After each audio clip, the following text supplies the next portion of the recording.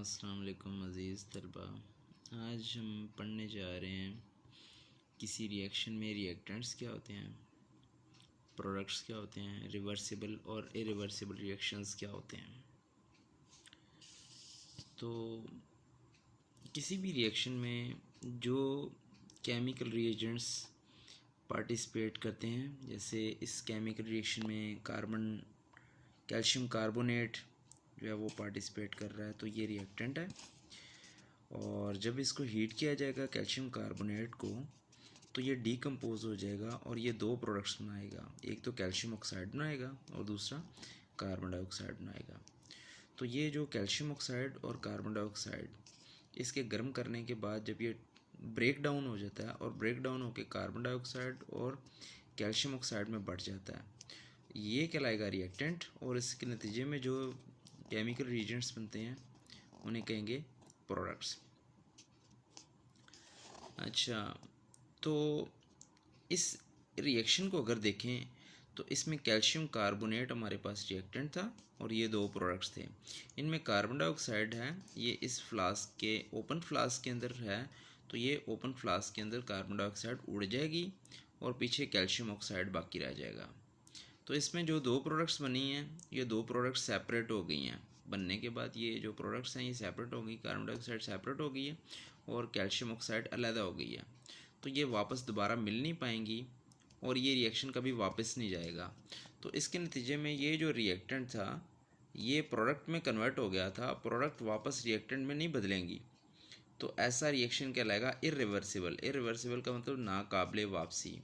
ये आगे को तो जाएगा, यानी रिएक्टेंट तो प्रोडक्ट बनाएंगे लेकिन प्रोडक्ट वापस में रिएक्टेंट नहीं बनाएंगे। तो ऐसा रिएक्शन कहलाएगा इरिवर्सिबल, यानी नाकाबिले वापसी रिएक्शन। दूसरी सूरत, अगर यही रिएक्शन अकर करेगा तो जबकि फ्लास्क जो है उसका जो मुंह है वो बंद हो, ठीक है, तो फिर इसको कैल्शियम कार्बोनेट को जब हीट किया जाएगा तो ये तो डीकम्पोज होगा, ये कार्बन डाइऑक्साइड में और कैल्शियम ऑक्साइड में कन्वर्ट होगा, ठीक है। तो लेकिन अब कार्बन डाइऑक्साइड यहाँ से एस्केप नहीं कर सकती, कार्बन डाइऑक्साइड इस फ्लास्क के अंदर ही बंद रहेगी और वो कार्बन डाइऑक्साइड वापस कैल्शियम ऑक्साइड के साथ रिएक्ट करके दोबारा से कैल्शियम कार्बोनेट बना देगी।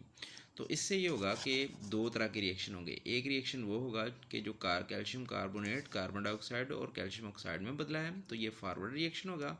और दूसरा रिएक्शन ये होगा कि क्या कार्बन डाइऑक्साइड और कैल्शियम ऑक्साइड वापस कैल्शियम कार्बोनेट में बदल गए, तो ये रिवर्स रिएक्शन होगा।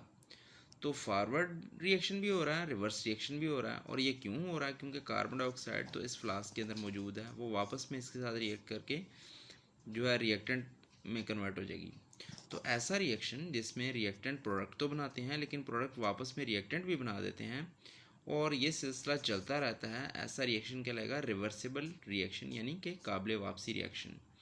फिर से दोबारा इसको देखते हैं तो इसमें कैल्शियम कार्बोनेट रिएक्टेंट्स हैं, ठीक है, रिएक्टेंट, और जो नतीजे के तौर पर डीकम्पोजिशन के तौर पर कार्बन डाइऑक्साइड और कैल्शियम ऑक्साइड बने हैं, ये प्रोडक्ट हैं। लेकिन जो इरिवर्सिबल रिएक्शन है उसमें कैल्शियम कार्बोनेट तो कार्बन डाइऑक्साइड और कैल्शियम ऑक्साइड में बदल गया था लेकिन ये उसमें वापस नहीं बदले थे, तो ये नाकाबिले वापसी रिएक्शन है। जबकि ये दूसरे रिएक्शन में जो रिएक्टेंट तो प्रोडक्ट बन गए थे लेकिन प्रोडक्ट वापस में रिएक्टेंट भी बन गए थे। और वो क्यों बने थे? क्योंकि कार्बन डाइऑक्साइड तो फ्लास्क से बाहर नहीं जा सकी, तो उसका वापस कैल्शियम ऑक्साइड के साथ रिएक्शन हुआ और नतीजे के तौर पर तो ये कैल्शियम कार्बोनेट वापस में बन गया। तो ऐसा रिएक्शन कहलाएगा रिवर्सिबल रिएक्शन।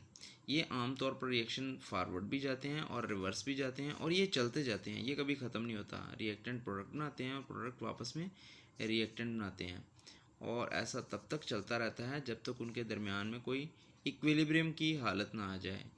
वो इक्विलिब्रियम की हालत क्या होगी कि जो जितना इसका रिएक्टेंट से प्रोडक्ट बनने का रेट होगा वही रेट प्रोडक्ट से रिएक्टेंट बनने का होगा, यानी ये रिएक्शन कंटिन्यू रहेगा। लेकिन ये वाला रिएक्शन जो इरिवर्सिबल रिएक्शन है ये कंप्लीट होने के बाद ख़त्म हो जाएगा, ठीक है।